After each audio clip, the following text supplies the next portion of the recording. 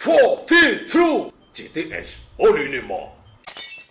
Ya, kita berjumpa kembali. Selamat apa sajalah saudara, dalam kondisi apapun kita wajib untuk bersyukur bahwa sore ini ya, di senja ini kita dalam suasana bahagia karena sahabat kita yang sesama vokasi berkunjung dari jauh, mungkin bisa saya katakan kota yang penuh budaya ya, kita ke sini dan juga banyak kenangan dari universitas beliau. Sama-sama vokasi, tidak saling mendahului. Oke, setuju? Kita sore ini kedatangan tamu dengan Mas Canggih ya, atau beliau dosen ya. Sementara kita panggil Mas aja lah kan, lebih akrab ya. Mas Canggih, gimana kabarnya? Baik, alhamdulillah. Perjalanan dari Solo ya? Solo. Baik saja, sehat, nggak ada apa-apa. Sehat, alhamdulillah. Dengan AC masih kuat ya? Masih muda. Ya, kerawan panjenengan bersama Mbak Khalis ya. Khalis Habsari. Pratiwi. Khalis itu indah ya. Khalis. Kalau nggak salah sih Suci Pak artinya. Suci. Habsari itu bedari ya. Iya, kalau bahasa Jawa. Jangan bedari. Kalau bedari nanti jelek ya, bidadari gitu ya. Habsari? Pratiwi. Pratiwi ya, Pratiwi ya. Ya, itulah. Jadi saudaraku, pada sore ini kita mampir sejenak ya, akan bincang-bincang. Tentu kehadiran atau keruan beliau ini ada satu misi, satu yang jelas silaturahmi ya. Mbak Lis masih relatif muda tapi suka ya, Mas Canggih juga begitu ya. Padahal dosen itu kalau dipikirkan omongannya satu, dua emong saja ya. Iya.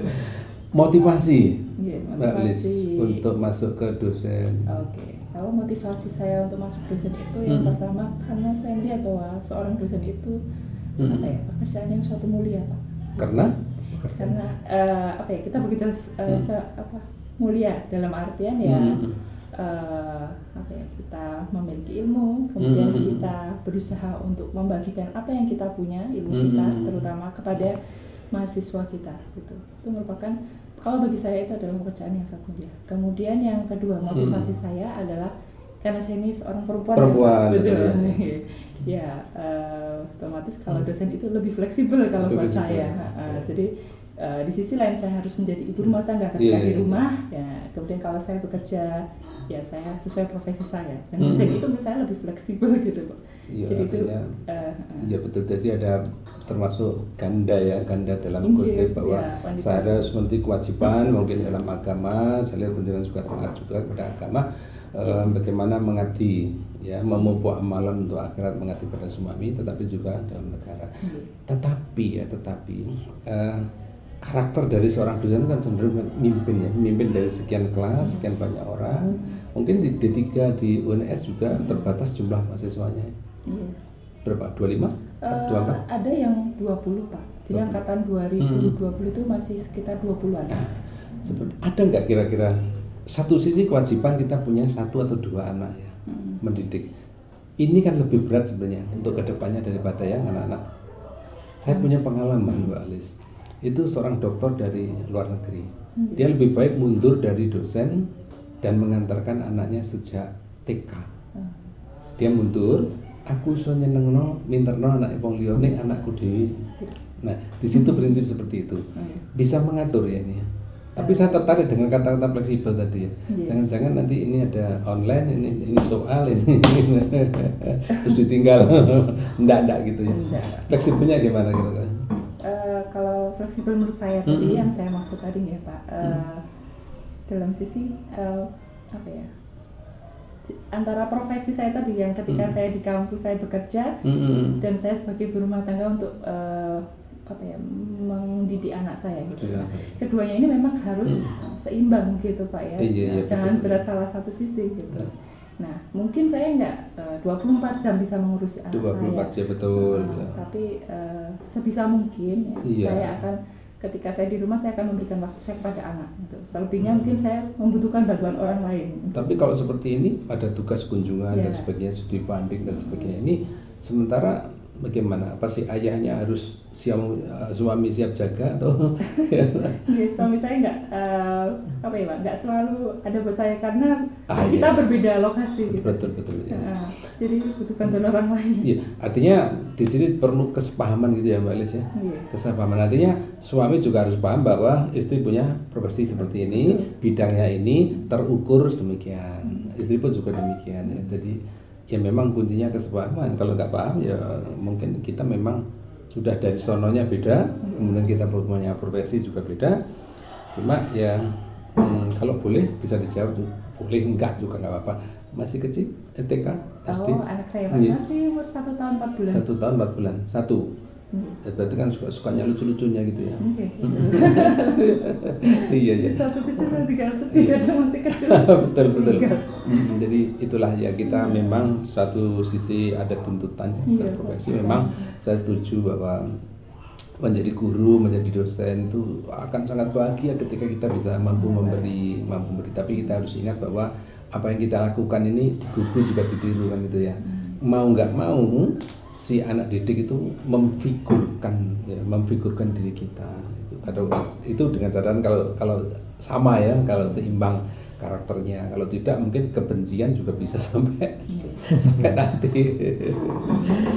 Kalau Mas Canggih, Ya, gimana? Asli dari mana Mas? saya Solo. Oh Solo, Mbaknya juga Solo ya? Saya juga Solo, tapi saya dulu sekolah di UB Pak. Oh gitu. Sebenarnya saya sudah lama berkecimpung di Malang ini. Salam UB. Iya.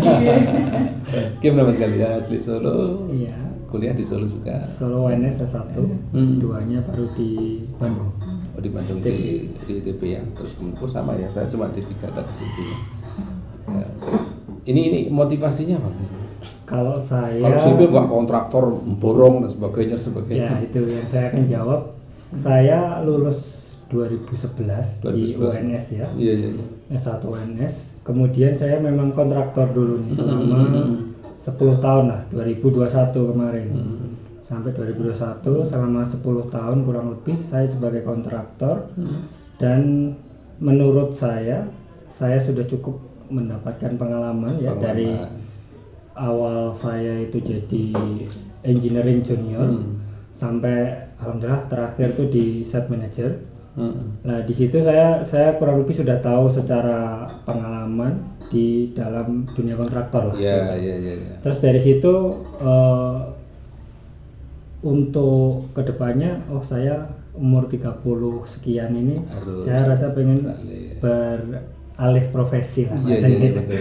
Untuk pertama memang kalau secara keluarga, istri saya kan waktu kontraktor itu ikut saya, tapi setelah hamil terus beliau jadinya bukan desain, dia kan ibu rumah tangga ya. Terus balik ke Solo pengennya, kan saya kerjanya di Bandung. Terus ya udahlah saya ikut balik ke Solo aja. Motivasi untuk menjadi ikut apa sama dengan Mbak Kalis tadi? Enggak, kalau saya ini kan sudah berkecimpung duit tok ya. Iya itu. Makanya ketika saya daftar pertama kali dosen, kenapa kamu daftar dosen? Bukannya kontraktor gajinya besar. Ya. Gaji besar, resiko besar, tekanan juga besar. Iya. Pressure-nya besar ya. Itu mungkin salah satu yang akan saya gambarkan ke mahasiswa saya. Betul. Jadi jangan sampai lulus tuh hanya tahu teori gitu ya. Jadi dulu waktu saya masuk S1 kebetulan cum laude, masuk ke proyek itu opnam mandor saja nggak ngerti apa itu. Dikira opnam masuk rumah sakit. Sampai segitunya, karena gambaran untuk proyek di lapangan atau yang dilakukan di lapangan itu tidak tergambar di saya di dunia waktu kuliah saya. Iya betul. Jadi saya pengennya ketika masuk kuliah, masuk jadi dosen ini memberi gambaran ke mahasiswa anak didik nanti ya, untuk tahu dunia kerja itu seperti ini. Ya, paling nggak separuh lah ya. Ketika di kampus ada gambaran di lapangan. Sementara ini yang punya pengalaman seperti itu kan hanya satu orang ya, Master Gilang. Ini mau ke mahasiswa. Iya betul. Itu ya. Intinya gitu saya kasih intinya jangan sampai hanya hard skill saja yang dikejar, tapi soft skillnya juga, terus attitude-nya harus diperbaiki. Karena banyak mahasiswa yang menyepelekan masalah tepat waktu, disiplin itu yang tadi disampaikan.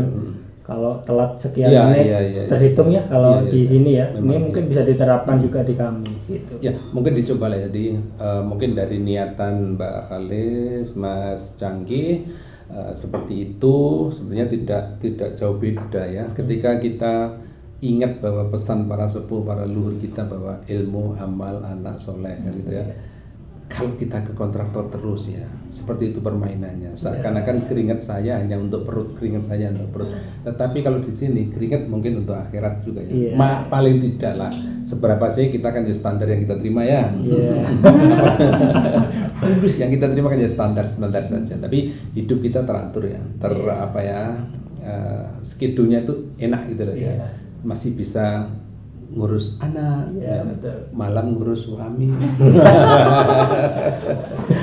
sore ngurus anak, paginya rapi anak, ngantarkan anak, malam ngurus anak yang baru kan gitu ya. Jadi seperti itu. Nah akhirnya mungkin wallahi ya. Jadi ketika penjenengan berdua punya motivasi seperti itu, akhirnya jadilah duta untuk kunjungan ke teknik sipil. Ya memang teknik sipil khususnya ya konstruksi D3 itu memang beberapa bulan yang lalu ya barusan itu masih unggul ya. Jadi meraih unggul mungkin yang pertama kali, dan saya rasa sejak tahun 81 Politeknik ini berdiri ya ini layak lah misalnya. Layak artinya dengan masa seperti itu alumni sudah jadi pimpinan, manajer, bahkan sudah ada yang pensiun ya, murid-murid yang pertama sudah banyak yang pensiun, yang mendapatkan itu layaklah menjadi pelopornya. Jadi nggak kaget karena memang sudah merekam peristiwa hanya saja ini ya mungkin yang paling bagus juga ingin saya tanyakan itu keterkaitan ya, estafet. Jadi Polinema mungkin sudah 40 tahun ya, sekarang 40 tahun. Mungkin vokasi di UNS udah berapa tahun? 2018 ya, berarti 18 3 tahun, 4 tahun ya, baru 4 tahun ya. 4 dibanding 40. Iya. Per 10. Itu sangat luar biasa ya. Saya acungi jempol ya, teman-teman, salam dari Arema untuk UNS. Jadi seperti ini ya, harapannya memang tidak sampai putus di sini, bisa kerjasama. Tadi seperti kita bicarakan tentang SKS, bagaimana ini jam ya, SKS, paket SKS dan sebagainya. Memang kita harus saling koreksi. Kita lebih tua belum tentu apik ya, tapi sudah banyak makan liku-likunya apa yang dialami oleh adik-adik khususnya di UNS. Nah, yang diharapkan kurikulum dari yang kakak tertua lah, kakak tertua. Kira-kira apa Mbak Alis? Oke, kalau membahas kurikulum ya Pak, ya seperti sudah tadi kita bahas ya. Sebenarnya kurikulum D3 kami itu kan masih ada sedikit keterkaitan dengan S1. Kelunturan itu ya, kelunturan. Karena kurikulum yang kita ambil itu dari S1-nya teknik sipil. Betul. Nah, ya harapan kami kalau memang ini dijadikan D3, ya kurikulumnya diperbaharui seperti layaknya D3.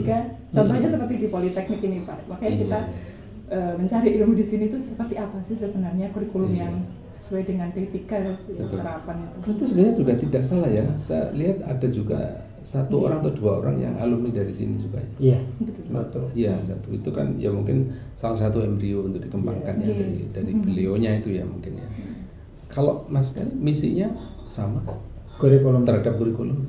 Iya, kurang lebih sama lah dari yang disampaikan Polis ya. Kami menginginkan mahasiswa tadi itu benar-benar menjadi mahasiswa terapan ya. D3 kan terapan ya notabene. Diploma kan terapan.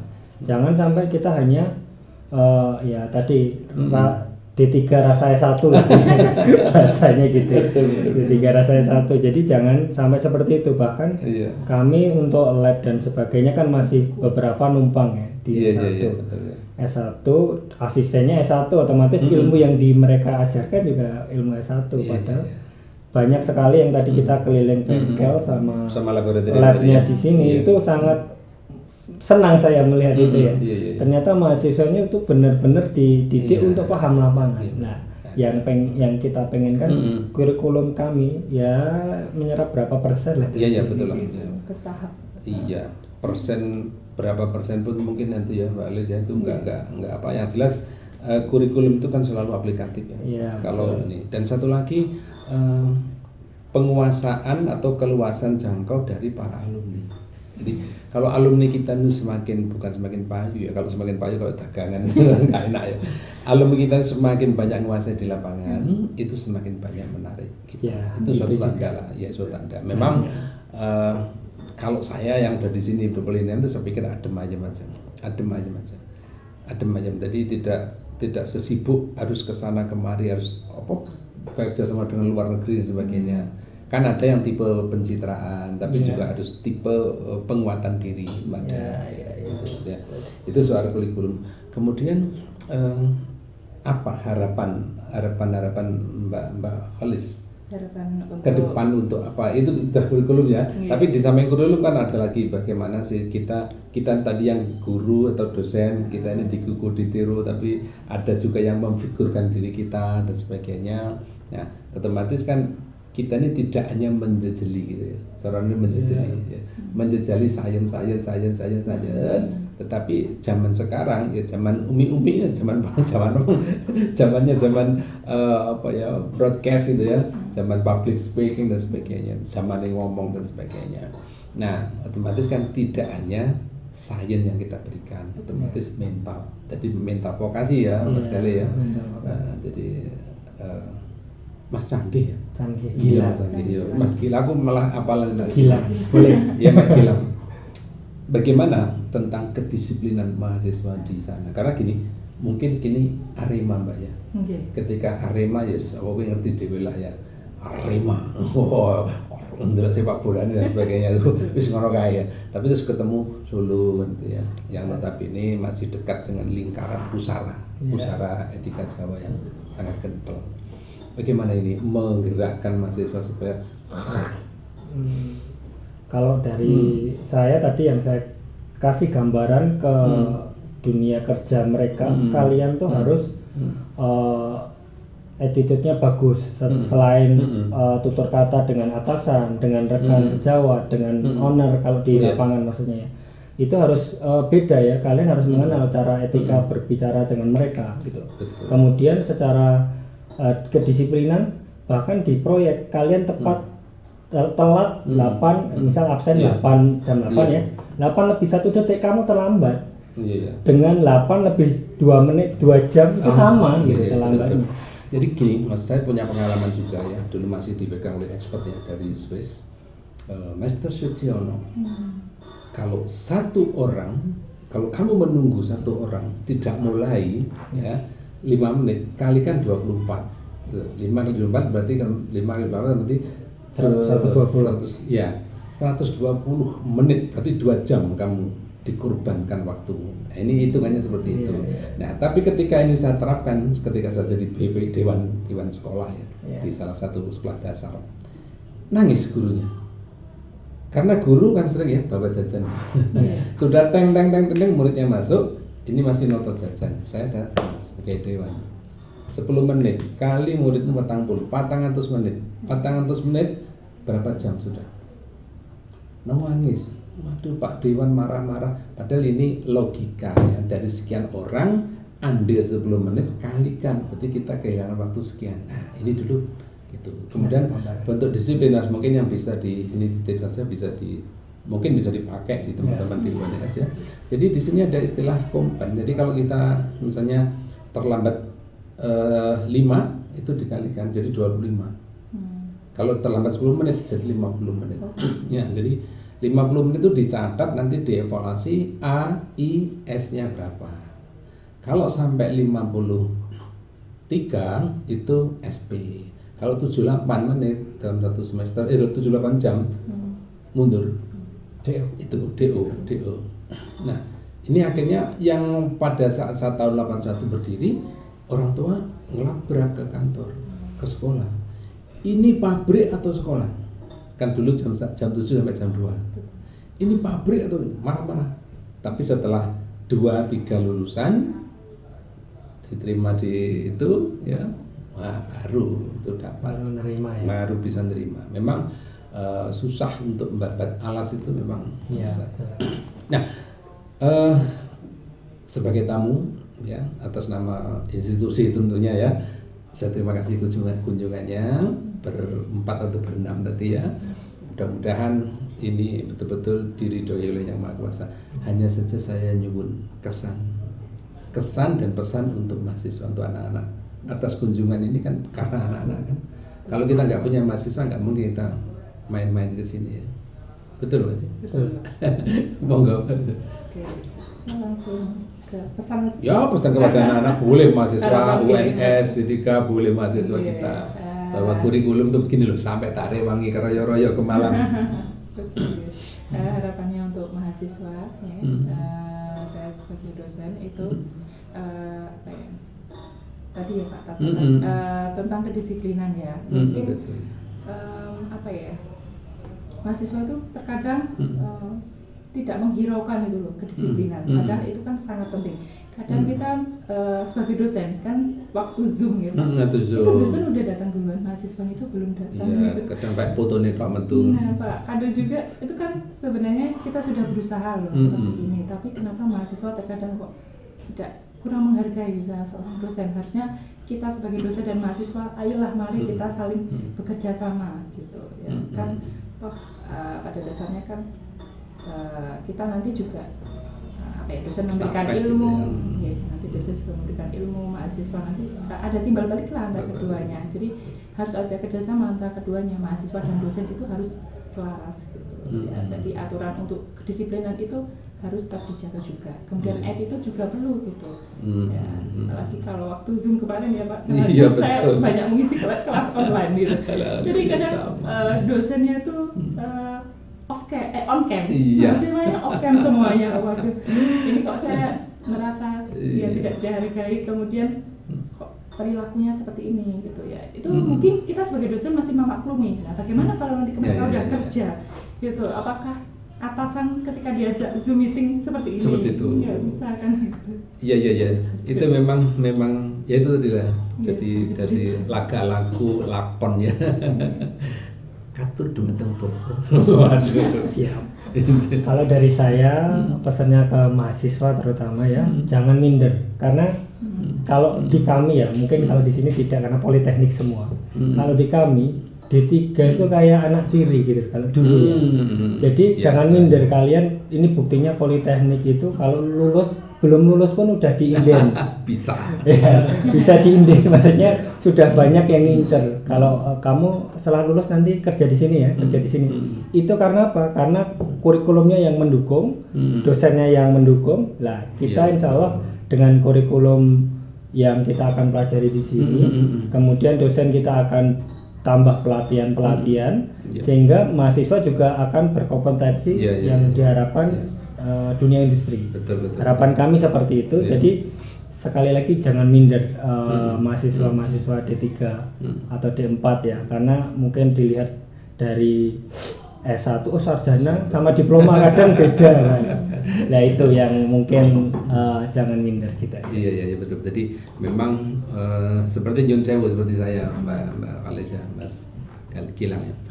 Saya ini kan punya bakat talentanya itu memang aneh gitu. Jadi satu sisi tugas saya itu adalah keteknikan, tapi satu sisi jiwa saya adalah jiwa seni ya. Jadi ya bergabung jadi seperti itulah. Nah, tetapi ini bisa mengisi di mana-mana ya. Musim misalnya bulan haji yang kita ada tambahan banyak. Pray ini cuma suro, harus poso. Jadi itu ya memang harus dipupuk. Nah kembali penjenengan berdua, mungkin saya termasuk seniornya ya, pesan aja estafet kepemimpinan profesi dosen vokasi ini memang lain. Kalau memang belum tercipta mungkin bisa kerjasama seperti apa yang dipesan oleh teman tadi, Bapak bisa di Politeknik A, Politeknik B, termasuk Politeknik Malang ya, bisa. Jadi kita selalu terbuka, bahkan kemarin yang dari Tambang itu bisa magang di sini. Magang, jadi dia cuma mengamati, nggak sampai ngajar, cuma magang gitu aja. Karena apa ya, kita memang siapa lagi kalau tidak dosen-dosen ini yang akan mengangkat martabat keilmuan di kita gitu. Jangan sampai kita ada aplikasi tahu-tahu kita baru beli ya. Padahal kalau Mas cipta rasa karsa ning kono dadi IQ. Ning kene padahal wis duwe mulai zaman iki aja Dewantara sudah tak punya. Padahal nggak ngerti. Kalau ini dari tulisan IQ, padahal ning kono ya cipta rasa dan karsa. Itu loh rasanya. Lebih canggih kita ini sebenarnya, cuma ya budaya menulis ini lagi sama dengan bahasa Indonesia. Baik saudaraku, terima kasih. Mungkin ini adalah jalan silaturahmi yang awal. Insya Allah kita akan menuntut gitu ya. Ada seri-seri berikutnya antara UNS dan Polinema. Di samping ada langsung, kebetulan beliau ini rawuh ya dengan peserta rombongannya. Nanti kita juga bisa sediakan Zoom ya. Wah, kayaknya kayak politikus akademik. Wah, gitu ya. Mbak Kalis, Mas Gilang, terima kasih ya, kita salam vokasi yang dicetuskan oleh negara ya. Vokasi kuat menguatkan Indonesia. Wassalamualaikum warahmatullahi wabarakatuh. Vokasi kuat menguatkan Indonesia.